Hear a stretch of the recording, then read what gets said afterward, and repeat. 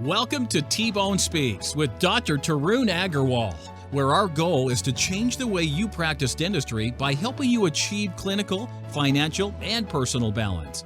Now, here's your host, T-Bone. Everyone, for another episode of the T-Bone Speaks podcast. Now listen, this week is a very important episode because what we keep hearing from you, what we keep seeing, and what we're experiencing in our own practice is that we want to jump in on this orthodontic, specifically clear aligner craze that's going on. From the push that Smile Direct Club has made, from the push that Invisalign has made, from the increase in alternative and options that exist through companies like Sure Smile and Clear Correct, there is a lot of movement and action in clear aligner therapy. So much so that we have made it part of our champion series, or a champion product in our practice, where we create its own storefront for a team member to be a champion of. And this week, we're going to bring Michele, who is our team champion for orthodontics, on our practice. And we're going to talk about how we are rebuilding our clear aligner practice. But before we get there, we got to put our commercial on with Meredith, and I hope she talks about our clear aligner ortho course this week. So let's give it to Meredith. Hi, everyone. Welcome to the podcast. If you are tuning in this week, we assume you are interested in adding orthodontics to your practice or growing it bigger. Yes, already have ortho and want it to be better. So we do have a course coming up in August with Dr. Matt Standridge on adult cosmetic ortho with clear aligners and brackets. We also have an online version, little intro version of the course as well. And we'd love for you to come visit, see the new retreat, bring team members. This is a team-driven, for the most part, procedure. Something that's great to go in your overflow column. And before we get started, I have a podcast review. Short and simple. Let's do it. Great stuff, guys. Love that this is the real world stuff that keeps us going. That's it. Why are these reviews getting so short? It's 5 stars. What more could you ask for? 6 and a dissertation novel. I want somebody to leave me a novel for a review, please. Then you're going to get upset when they say how great we are. And it has to be all about me. All about me. Before I bring Michele on, let me talk to you about, listen, I tried ortho many years ago, and I didn't get remotivated in understanding orthodontics until I went to some training myself. And now I know a lot of you are saying, hey, I took Invisalign certification course, or hey, how hard can it be? There is a value in going to orthodontic education. And I want to say this about what Matt Standridge does. He brings you fundamental orthodontics, and we teach both clear aligners and bracket therapy. And he gives you fundamentals that will make cases more simple, teach you what to avoid, and make your cases more predictable. So listen, you owe it to yourself and your team member to come to the program. You'll get to learn not only the clinical side of things, but you'll learn some of the business aspects of growing this portion of your practice. But of course, this week we have Michele. Hello. How are you doing? You look so good on camera, Michele. Thanks. Welcome. Ooh. I can't do that to my hair. I'll do the other side for you. So it's fitting, I think, that we have both of you on the podcast, okay? And so I'm going to take a back seat today. I'll do some asking and then kind of turn it over to Michele mainly, Meredith here in the beginning a little bit. Meredith, I want to lay the groundwork for everybody listening of how we got started in making orthodontics serious in our practice. Because I know a lot of people are doing a few cases, 1 or 2 cases a month. They want to do more.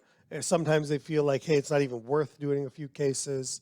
And the truth is, and I hate saying this, but clear aligner therapy doesn't make economic sense if you're not doing more than a few cases a month. You got to do more than a few cases a month.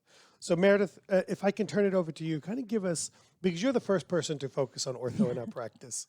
So let's kind of walk our listeners through that. And I feel like I kind of had to beg you to do it. Can I say that? Listen, I love nothing more than having a woman beg me. Yeah, you will. You were like, more work. This is going to be, I was, essentially it meant more work for you, but I wanted to step into this role, and I don't think you were quite ready. But yeah, I wasn't ready because I wasn't ready. Right, and you always say to kind of start before you're ready. Yeah. And I always say never take no for an answer. And you told me no. And I was like, okay. So then the next day I was like, okay, so can I take over ortho? And you're like, yeah, no. And I was like, okay. And then I just, was like, I have my first ortho patient. So do you want to see them or do you want me to get the associate to see them? Yeah. So I saw how Liz transitioned from an assistant to a champion in our practice, and she took over sleep, and it grew exponentially by having someone who worked with the patients from start to finish, someone who did the business, clinical, and follow-ups with them. And this all kind of started because I was an assistant, and this particular day, I was seeing overflow patients, and I had a patient ask if they could see me the next time. And I didn't typically see Invisalign patients or ortho patients. And I said, well, I didn't want to say, you just kind of see whoever's here that day.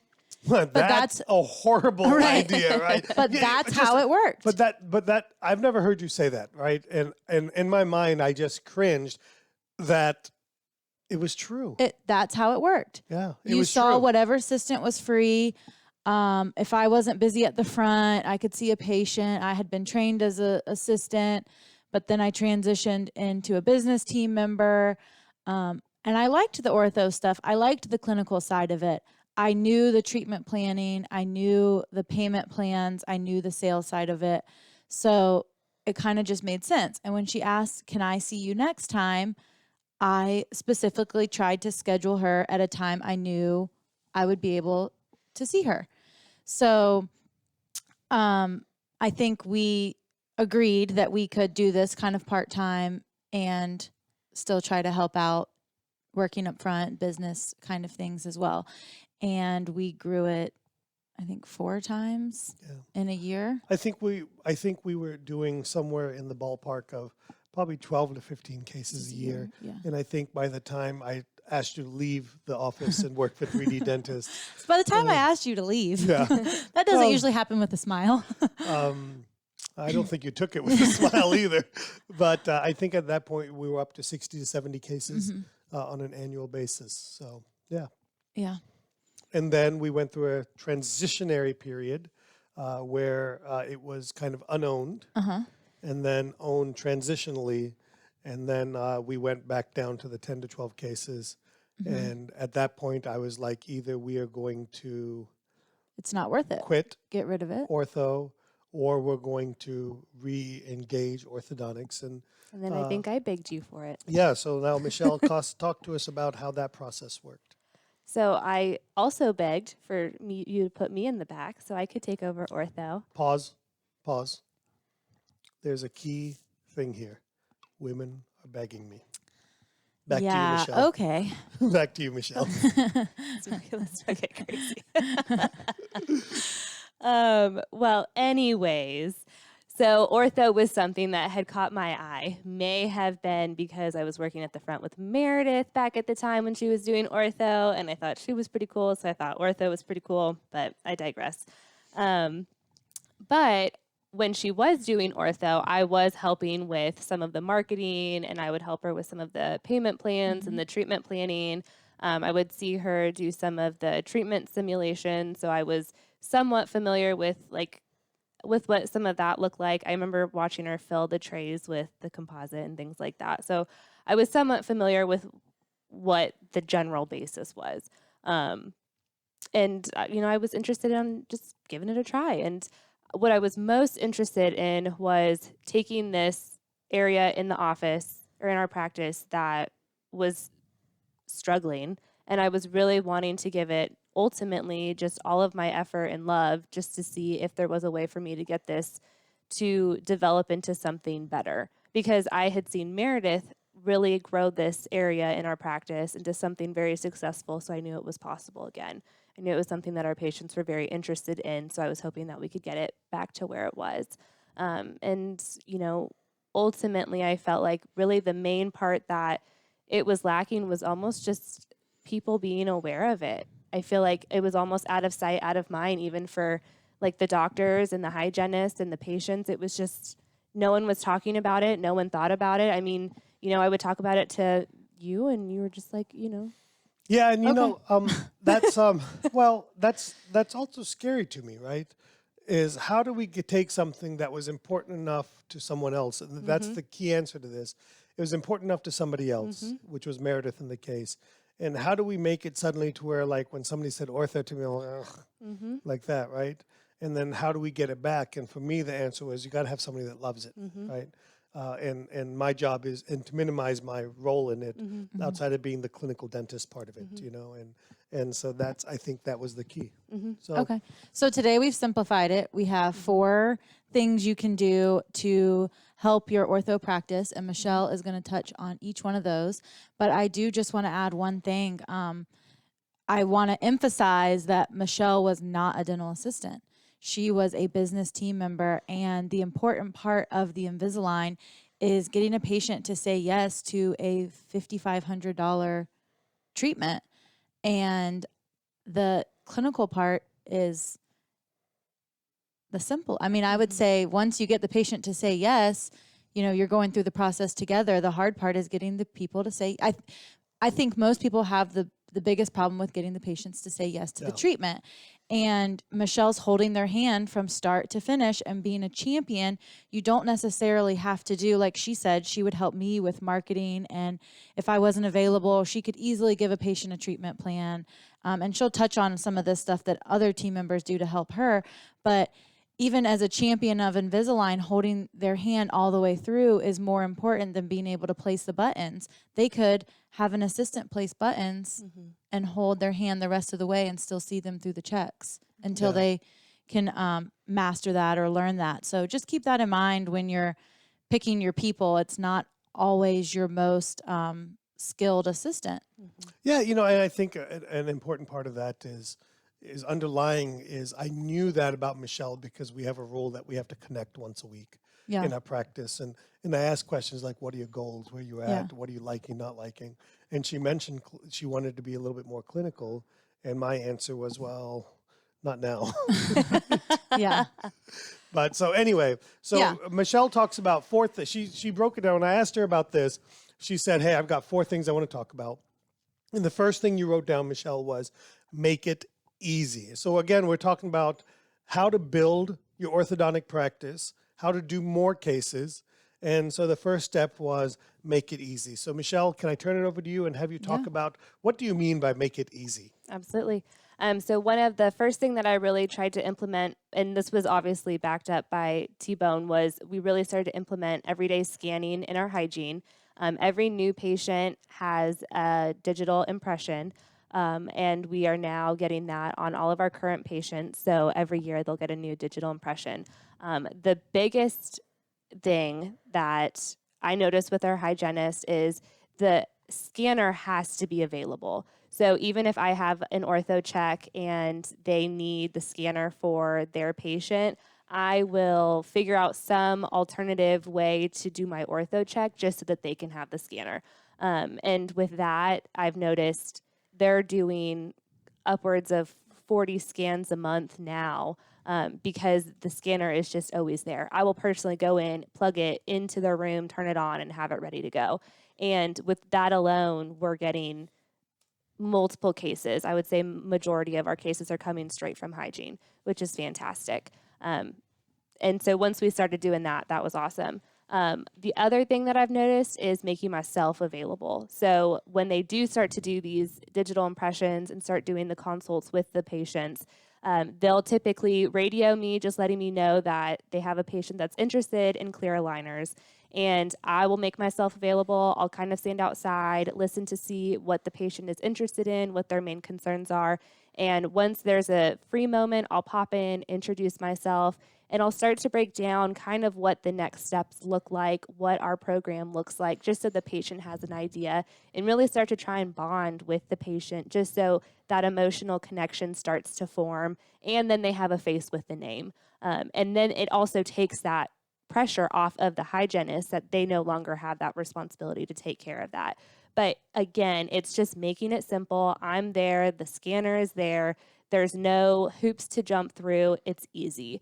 And then really keeping our treatment plan simple. I know when I started learning about some of our treatment plans or some of the plans available to us, you can do so many different options. You can do complete care, 10 express trays, yada, yada. They're all different prices, whatnot. And so when I started looking at what our treatment plans look like when I'm giving the financial arrangements to patients, I got a little overwhelmed on what the price looked like when I was giving it to the patients. And finally, I realized it doesn't matter what $100 here, $100 there, doesn't make a huge difference when we're giving the numbers to patients. So really, when I go in and introduce myself to a patient or I have a consult, I really tell them, I'm like, it's about $200 a month and your treatment's going to be about 6 to 8 months or 12 to 14 months. And normally their response is, wow, it's not as long as I thought and not as expensive as I thought. And that's that. And so I try to keep it simple for the patient, simple for my team members. And with it being simple like that, basically all of my team members now can have that conversation on their own, which is fantastic. And it's with it being simple like that, I have noticed the case numbers starting to increase, and it's been phenomenal. Michele, I got to tell you, you're doing great at this. Thank you. You really are. I'm talking about the podcast part. Oh, thank you. Not the ortho. No, that too. That too. So I want to kind of give a couple of thoughts to what you said. Okay. Dentist, get out of the way. Mm-hmm. Get your hygienist a scanner. Okay. Bottom line. Stop overthinking this. In our office, we started with the iTero when we moved beyond Prime Scan. So that I believe that Prime Scan is the best scanner. Number one is I think it's the best actual scanner on the market. Okay. Number two, I believe it's a doctor scanner, and it's built and designed to be a doctor scanner. Now, when we wanted to get more serious about orthodontics, I looked back at how we built everything else in our practice, and that was by focusing on technology, leveraging technology. And by far and above, the best orthodontic scanner on the market is the iTero. That doesn't mean it's the best scanner. It's the best scanner built for orthodontics. Absolutely. And I'm going to ask you a question here in a minute about how you use the iTero. We'll come back to that. I don't know, is that somewhere here later? But we'll talk about that. Okay. But I wanted, the key selling point to me on the iTero is not whether it is the best scanner, because that's irrelevant to me. It is the orthodontic simulation. It is by far the best scanner at orthodontic simulation. No one holds a candle to them, and it's because they're an orthodontics company, and they've put time and effort into focusing on orthodontics. So we started with one scanner that we were sharing, then we got 2 scanners, and now we're moving on and we're adding the Medit, and it has an orthodontic simulation, not as good as iTero, but there's some other reasons that we're adding the Medit into our practice that I want to go through at a different episode. So that's number one. On the scanner being available for the hygienist, I want to make sure the doctors understand that it is a well worth investment in it. So that's there. Michele mentioned that she makes herself available so that the hygienist doesn't have to do the work. Listen, we ask a lot of our hygienists. I ask probably more of the hygienists than 95% of the dental practices out there. And really, their job is they're a referral source, and that's how we have to how we have to view them. We have to view them as a referral source. Their job is to create awareness, and they need to be able to hand that patient off. Just like in sleep, our sleep business has grown because we have someone to hand them off to. Our restorative business has grown because the hygienists have a treatment coordinator, Crystal, in our practice to hand them off to. But that's where we were suffering with orthodontics. We didn't have somebody to hand them off to.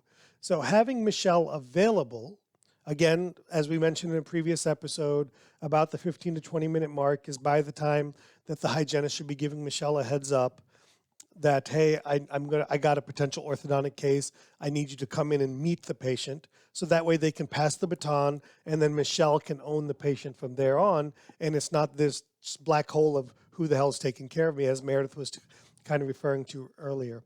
And then, go ahead. Also, at this point, the hygienist will have photos and a scan. So what does Michele need to be able to send this off to get a simulation? Or even the liners made. Right. Like, we have everything we need. All she's doing here is coming up with a treatment plan and meeting the patient. Yeah. She's basically at that point, Michelle's role is to finish up to use Ashley Latter's word, get them across the finish line. Right. You yeah. know. And hold their hand through the treatment. Yeah. And then the last thing that Michele mentioned was keep treatment options simple. And by the way, I'm noticing, Michele, that we're starting to slowly creep away from my 2-option thing. I like to make clear aligners or orthodontics, and I practice 2 options. There's either minor treatment or adult complete treatment, and there should be nothing else. So either it's a case that's simple or it's a case that's not so simple, okay? Yeah. And then what I'm starting to see a little bit is we're starting to get into, like the case we looked at yesterday, which was I only want to do 1 arch. And so my question is always going to be, why in the hell are we even going down that road? Because we can't be the cereal aisle where we have 800 options, and then when things don't go exactly the way the patient hoped, we're backtracking and saying, well, this is only because you didn't let us do the bottom teeth or the top teeth or whatever it may be. So I try to keep things, and not a knock on you, Yeah. we're trying to grow the business, and I get it, but I also want us to keep to our principles, and experience has shown us that essentially 2 choices. We can be either a express case or a complete case, and there's nothing in between. I try not to have fees based on which system we use, fees based on if it's an Express 7 versus an Express 10 versus a Go versus a full case. None of that. Just it's either going to be $3,500 or $5,500, and it's and that's pretty much it. And so we try to keep it simple. I used to tell patients, blame it on the lab. You can use them. You can say, sorry, unfortunately, it's going to be the same price either way, so you might as well. They charge us the same whether you do 1 or 2. So you might as well do both. Well, I just tell them we got to do both to get the result we Yeah. want, whether Yeah. it's true or not. I mean, to me, I try to keep it simple. So, Michele, the other thing you wrote on here was emotional and complete dentistry. So I want you to tell us and the listeners, what do you mean by emotional and complete dentistry? Well, I will say, I feel like this is a big perk of me not really having clinical background, because it took me a really long time to learn how to do an iTero scan. So, and I learned how to be very patient with myself, but with that, I learned how to fill the awkward silence of me taking a very long iTero scan with learning and building a rapport with my patient. And I realized that, that was something that Meredith did a very good job with. They always knew who Meredith was. Whenever they'd call the office, they'd always ask for Meredith. And so that was something that I was able to do very quickly with. I was able to bond with them because our ortho checks would take about an hour, because that's how long it would take for me to do the check. But I realized in a weird way it was kind of a blessing in disguise. And so I realized very quickly that that was something that the patients were actually looking for, and that, I think sometimes we forget that orthodontics is emotional dentistry. Most of our patients are coming to us in a very vulnerable state. They're looking to have something fixed that they've been very self-conscious about for a very long time, and they're finally going through with it and making a very big investment on their smile, and they're trusting us to do it. And I've gotten to a point where I feel very honored for them to choose us to help them with that. So I have really taken that on to take the time now with each patient, even though I am much faster at my iTero scans. So I normally try to take my time with each ortho check, really check in with them. And I try to make it more about how they are doing in general rather than just how are the trays doing today. And one of the neat things that we have started to do is, now that our hygienists and really the whole team are getting really good at our scans, is we're starting to do more implant records and things like that. So with that starting to be more implemented in the office, I've noticed more complete care with our ortho cases. So we're starting to do more ortho with sleep and ortho with implants, which I know Meredith was doing, but now we're starting to bring back in. So right when I started, we were just trying to increase our ortho cases, but just recently now I just had my first ortho sleep combo, and I just had another ortho implant combo the other day. And so that was a small victory for myself that I was really proud of. And I know the patient appreciates kind of just that one-stop shop and being able to have the treatment plan and the financial arrangement as just one, instead of a financial arrangement over here, treatment plan over here, doctor over here. It's all just organized, and we're all taking care of it as one plan, which is really good. Yeah, I want to kind of the importance of something you just said. I don't like patients moving from place to place, right? And so we're not so siloed and so storefront based where you're like, hey, I don't know anything about sleep or implants, or hey, I only handle ortho. Your treatment plan is with them. Kind of like how how we work with not our office, but how a lot of offices work with specialists. And I think it's important for them to know that, or for me to know that, you can handle the treatment planning for that patient that has sleep or for that patient that needs implants. And then we work together to say, hey, we're going to do this first, this second, this third, and we're going to phase it all out this way. The patient's going to commit to complete dentistry up front because to a certain degree they have to, because we're building it all around each other. And I think there's a lot of value in that. And as a clinician that's trying to build a practice around seeing less patients, slowly but surely, that's how that happens. Patients that want orthodontic treatment often have other things that they're willing to do as long as you make it a good buying process for them and a good experience for them. So that would be my take or my comments from that on the emotional and complete dentistry side of things. Yeah. Oh, go ahead. I was going to say, and I would say we've had, because I've been working with Crystal a lot as well, and I would say, obviously you have to have your restorative work done before you start ortho. And so we've had a lot of patients start to realize that ortho's it's more about taking care of your future teeth rather than just making a pretty smile. So when we start to tell them about, oh, you have heavy wear, you should get ortho to prevent future breakage. You also need a root canal, on this tooth, and you need some fillings to prevent, future root canals, such and such. And all of a sudden, once we start talking about overall health and wanting to do ortho to prevent future wear, they're all of a sudden motivated to get all of their dental work done to get ortho. So we've noticed a lot of patients starting to get their treatment actually done so that they can start moving forward with ortho. And the second and they're literally like, when is as soon as I can get this dental work done so I can get my ortho done? And they are like, they're biting at the bit. It's amazing. Yeah, absolutely. Yeah, I was going to say I had a lot of patients that were the exact opposite. Ortho was their step to getting implants or veneers. They needed to straighten lower teeth before doing porcelain on the upper teeth, or they needed, obviously, once you get the implants, you can't move them. So they would need to do the ortho first.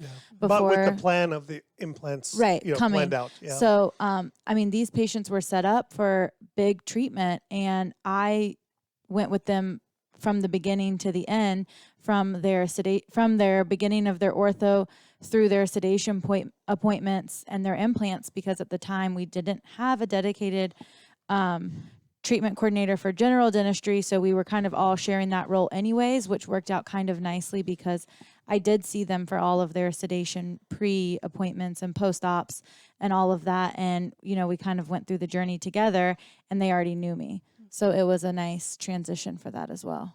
Yeah.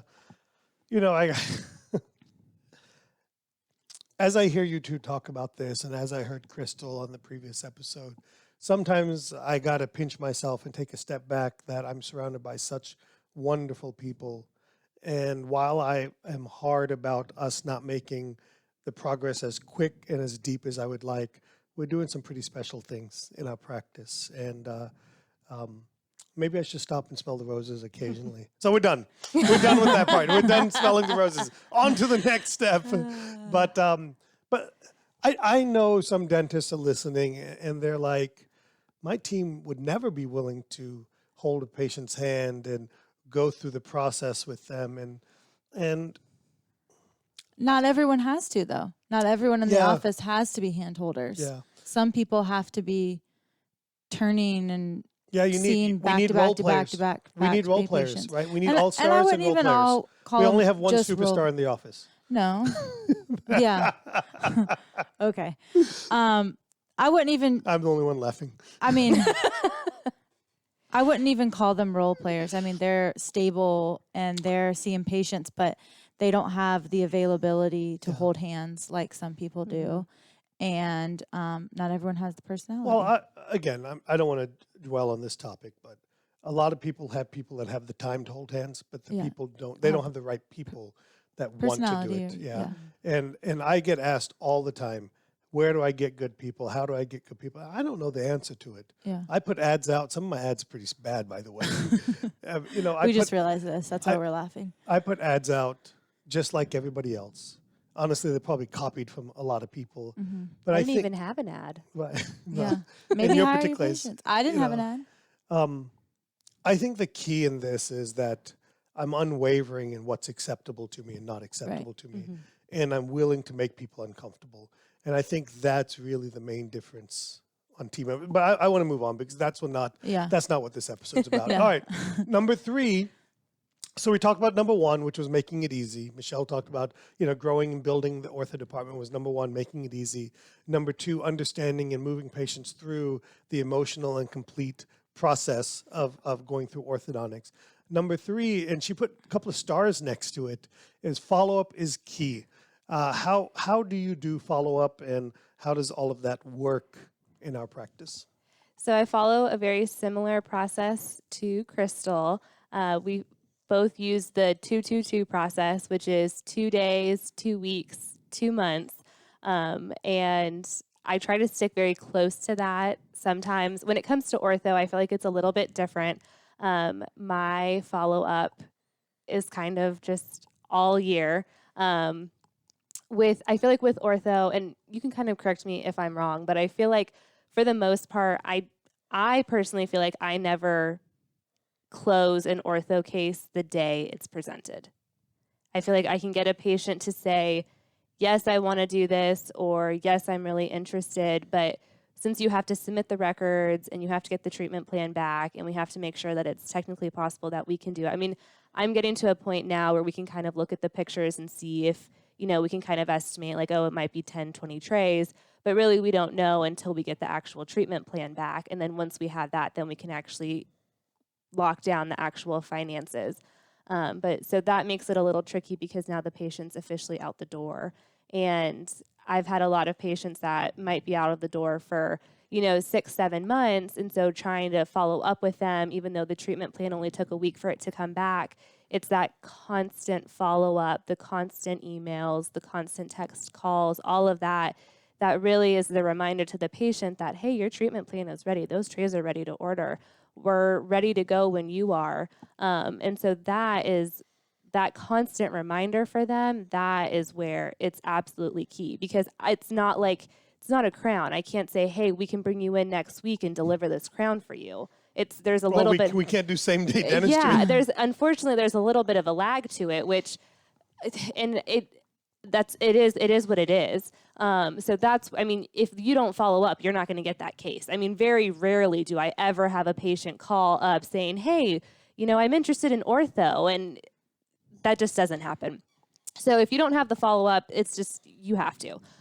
So the follow-up is major, but part of my process to the follow-up is, and this is kind of relating back to what I said about keeping the finances just very simple.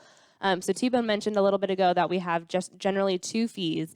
So it's actually $4,500 or $5,500. Shows you how much I know. I'm trying to increase to 6, but I haven't closed to 6 yet. But the importance of keeping it at those general fees is when I do my follow-ups, I can be like, hey, we're having a Valentine's Day sale, $500 off, limited, expires February 14th. Just to kind of try and pick up this pace so I don't hear from them in 6 months and there's a little bit more pressure. So that's one of the things, that's one of my tactics. And honestly, it worked. I did that around in the December period that we were doing like an end of the year special. And it actually helped close probably about 10 cases, which was fantastic. So that's one of the main tactics that I'm using when I'm doing my follow-ups. So what you're saying is that one of the things that happens is we need to not have the hygienist or doctors or anybody automatically say, hey, we have a discount. In other words, absolutely not. Our goal should be that we know the price, and the price is this and this only. Yeah. And then you, as the store leader, you have the ability to offer a very, something specific. And then if you need to go beyond that, that's when you have to come begging to me. Yes. Because I always want you guys to beg. I'm just kidding. Well, but and I appreciate you, but you're so quick to discount. Like that. So I mean, I'm trying to. We're I'm actually trying to better than you increase are. your fee. No, absolutely, and I want you to. That's why I stay the hell out of the way. Yeah. Yeah. So I'm just going to push you out of the way. And so, I mean, really, I wouldn't do a discount if I'm just doing like a very minimal one that's not even going to, like, you're not even going to notice it. But it's just enough. And the thing that I've noticed is you could do just $100 off. And just the fact that you put discount on the Saving something. financial arrangement, patients are like, oh, that's great. I'm like, okay, fantastic. When do you want to get started? And they're like, oh, I'll pay today. So, you know, that's my follow-up process. And I would say really just making sure that your patients have your contact information. I don't need anyone else trying to get in touch with the patient. As long as they're able to contact me directly, that's perfect. And how do they contact you directly? Typically via email. Yeah, email. Okay. That way I can email them their financial arrangement. I've emailed them what their treatment plan looks like. They have everything typed up. I've typically sent them a video of what their treatment simulation looks like. I'm super OCD, so I document everything for them. And, you know, it's just all kind of bundled together. And then I have a spreadsheet, and I just document every time I email them. And, yeah, that's our process. So I want to point out a couple of things Yes. that you talked about. Nothing bad. Okay. I think follow-up is key, as you mentioned, because there's something very key that you said. Orthodontics isn't the immediate sale like a crown or like an implant, even to a certain Usually degree. they have to discuss it with Yeah, somebody. they have to, right? And so I think the couple of things. I also think orthodontics is made to make follow-up easy. Okay, number one, what we do in the chair is just a immediate simulation.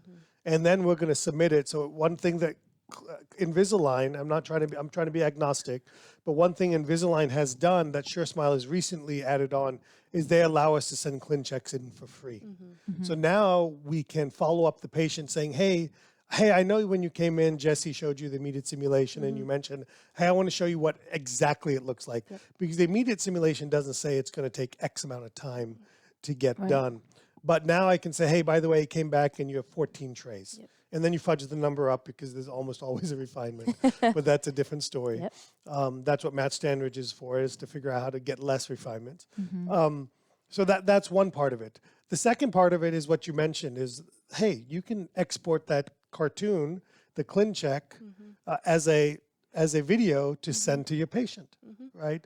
So that's another way to follow up. And then you always have the ability to say, hey, by the way, I can extend a small courtesy to you, and then be able to make it a little bit more affordable for the patient in that sense.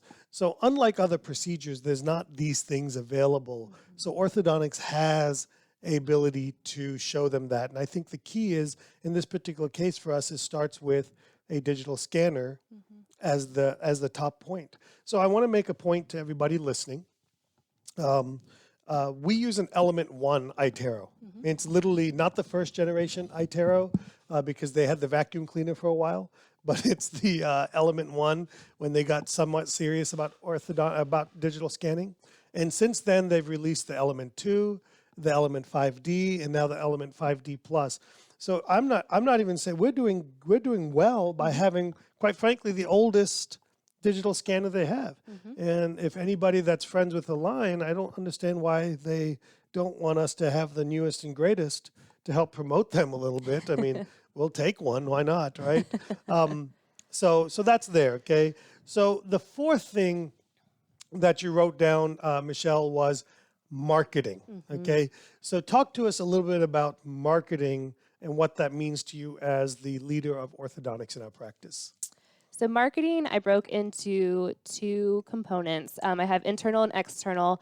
When it comes to internal, we just recently added some digital boards into all of our operatories.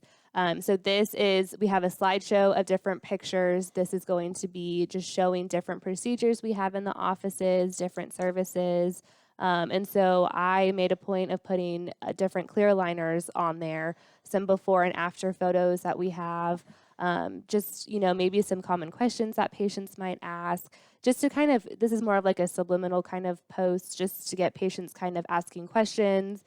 We've had patients that are sitting in the chair and they look up and go, "Oh, what's that? I'm interested in that." Or they didn't know we did Yeah, Invisalign. exactly. They're like, "Oh, that looks like my teeth. Let's do that."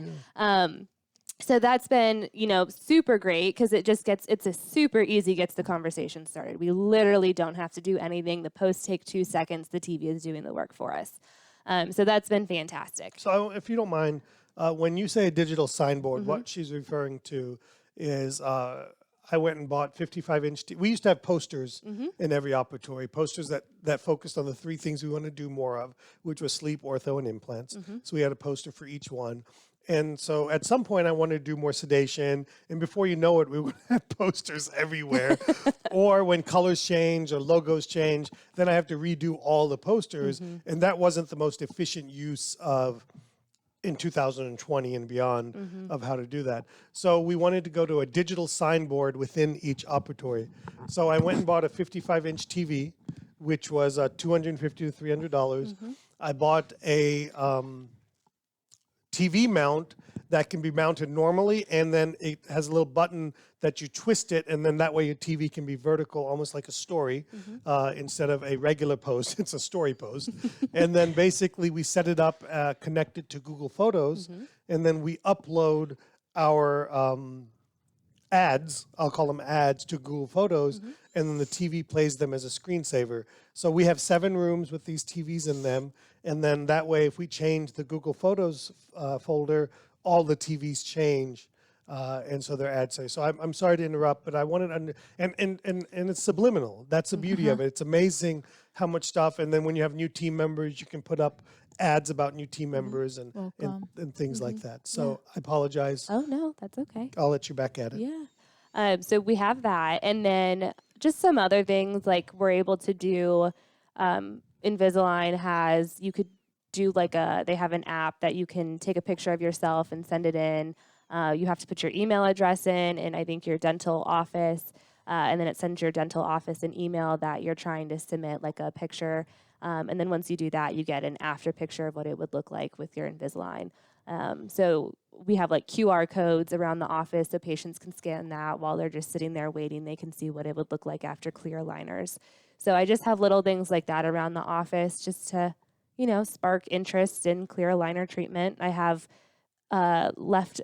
non-used trays all around the office. I added more to Crystal's office. Have you seen that?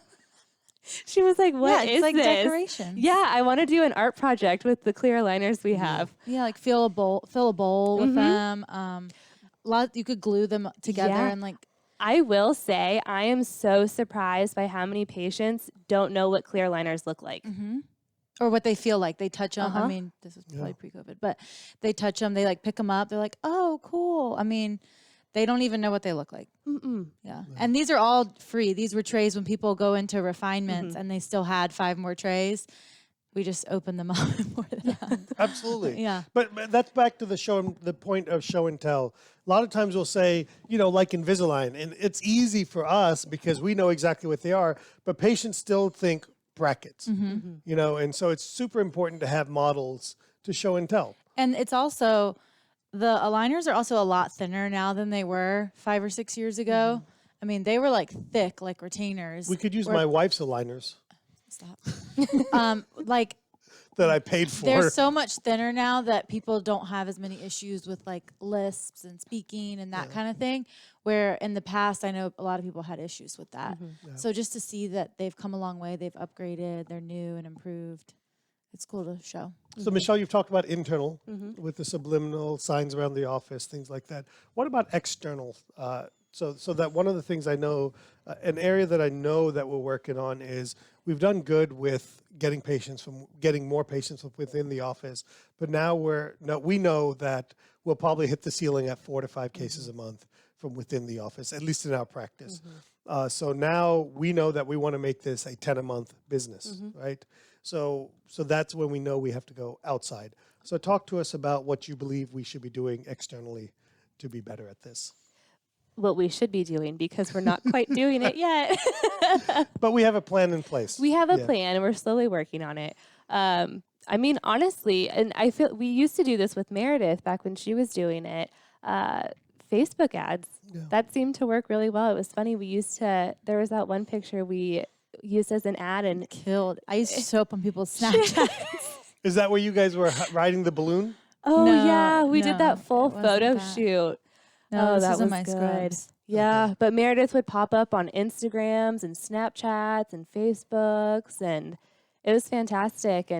But to some degree, we're really targeting people in their 20s and 30s, and ultimately, we're just sitting there on our phones. So I've started taking some of our previous posts that we have in regards to clear aligners and started promoting those.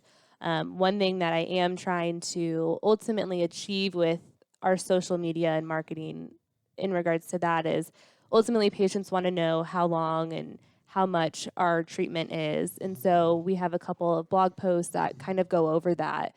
And so I've been sharing those posts and promoting those posts. And so ultimately I'm going to keep working on creating more ads with that information. And then ultimately, I really want to start reaching out to more of our local businesses and starting to kind of partner up with them. Just to I feel like working with our local businesses to get their support would be really good. Yeah. I wrote down a couple of things. Number one, our best performing blog post on our website is Can I Afford Invisalign? Mm-hmm. And it has done very well ranking because I use the word Invisalign. It's a very popular search term. And then probably the number one question people have is, can I afford it? Right? And Right. So I think one thing that we can take away that I want to impart on people, and look, I'm going to be honest, we're not doing it as well as we need to do it, okay, is bottom line is we need to make videos answering people's questions. Mm-hmm. That's what people are searching. They type in, how long does Invisalign take? How much is Invisalign? Does Invisalign hurt? Does my insurance cover Invisalign? And you just need to make videos that answer those questions because that's what people search. Then you'll show up, you'll become an expert. And on those same pages, you need to say, hey, you have to have a form on there that says, hey, are you interested in a consultation? Come on into our office. And you need to invite them in, basically. So I think those are simple things that we can do to get there. Well, I don't know about you, Michelle and Meredith. I think that was a very good episode. Yeah. Well, I will say something must be working because what's today, Thursday? Yesterday was my first day that we had so many people interested in ortho that I couldn't follow up with every single person before I left. That's just pure laziness. Proud of Okay. you, Mish. I'm kidding. So, but listen, it's the little things. 1 + 1 + 1 + 1 equals winning. Yeah. Okay. Well, and I will say, what are we approaching, 6 months? 4 It's or 5 close, months. yeah. About 4 or 5 months. And that's what you always say. I mean, Yeah. and so, Yeah. that to kind of close things up is you always have to give it some time. Yeah. You got to have a runway. You have to. Because we had this conversation a couple months ago where you're like, well, I'm not, we were seeing some results, but we weren't seeing exponential growth. We just weren't seeing the upward trend. We were seeing some. Yeah. It wasn't. But it's like It a was plane like taking it off. was the. It Yeah, was the plane takes off and then does that. One. Right. Yeah. We weren't at that stage. We but weren't at the We could have mountaintop. quit. We could have quit. We could have. And then we would have never. We could have been just on the cusp Yep. of taking off. And But I a think lot that's of where we're offices at. do that. Yeah. A lot of offices stop before they finally get to that, before they start soaring. Yep. Maybe we're about to soar. Maybe. With all that being said, I want to thank everybody.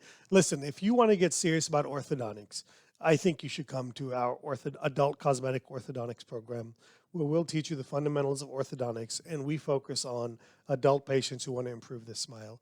I think one of the things that will make this program unique is, one, there's an online component that teaches some of the, Matt's going to be so upset with me, some of the boring lecture part of it, so that when you do come in, we can focus on the hands-on component of it.